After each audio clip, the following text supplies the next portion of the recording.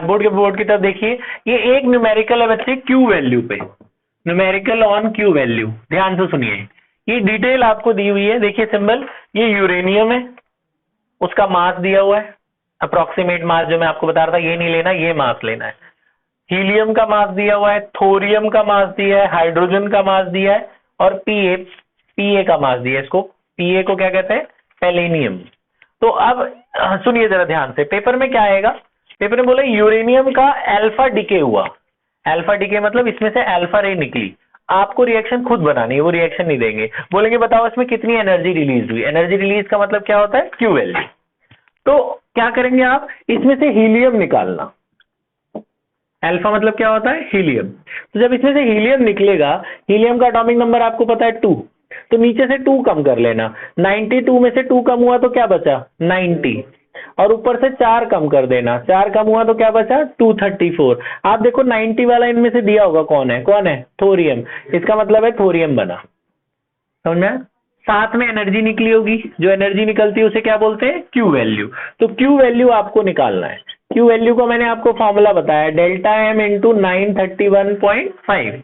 तो Q value मैं यहां लिख रहा हूं, क्यू वैल्यू का क्या formula, delta M into 931.5, unit क्या होती है, एमईवी। तो उसके लिए डेल्टा एम तो निकालना पड़ेगा ना। डेल्टा एम कैसे निकलेगा, mass of reactant minus mass of product. तो रिएक्टेंट में ये आ रहा है, इसका मास ये नहीं लेना, यहां से लेना है। तो 238.05079 में से माइनस कर देंगे ये दोनों, ये और ये, कौन कौन, थोरियम और हीलियम। मास यहां से लेने, थोरियम का मास ये ले लेना 234.043693, और क्या माइनस करना है ऐड करके, हीलियम वाला 4.00260। ये दोनों ऐड करके बेटा यूरेनियम इसे माइनस कर देना, डेल्टा एम मिल जाएगा आपको। फिर डेल्टा एम को इससे मल्टीप्लाई कर देना, क्यू वैल्यू मिल जाएगी, सिंपल है ना। अगला सेकंड पार्ट, इस यूरेनियम में से बोला प्रूफ करो सेकंड पार्ट में कि इसमें से प्रोटॉन नहीं निकलता। तो पहले प्रोटॉन निकाल के दिखाओ। प्रोटॉन का क्या मतलब होता है, हाइड्रोजन।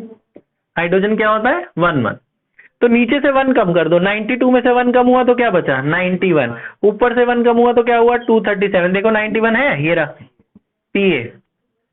ऐसे इसका भी क्यू वैल्यू निकालना, उसका क्यू वैल्यू नेगेटिव में आएगा, डेल्टा एम इसका नेगेटिव आएगा। मैंने आपको बताया था कि अगर किसी का क्यू वैल्यू नेगेटिव आए इसका मतलब वो रिएक्शन होती ही नहीं है। तो आप बोल देना it uranium do not give proton on fission, ठीक है। तो ये दोनों पार्ट कर लो, जल्दी से पॉज कर दे बेटा, दोनों का क्यू वैल्यू निकालो आप।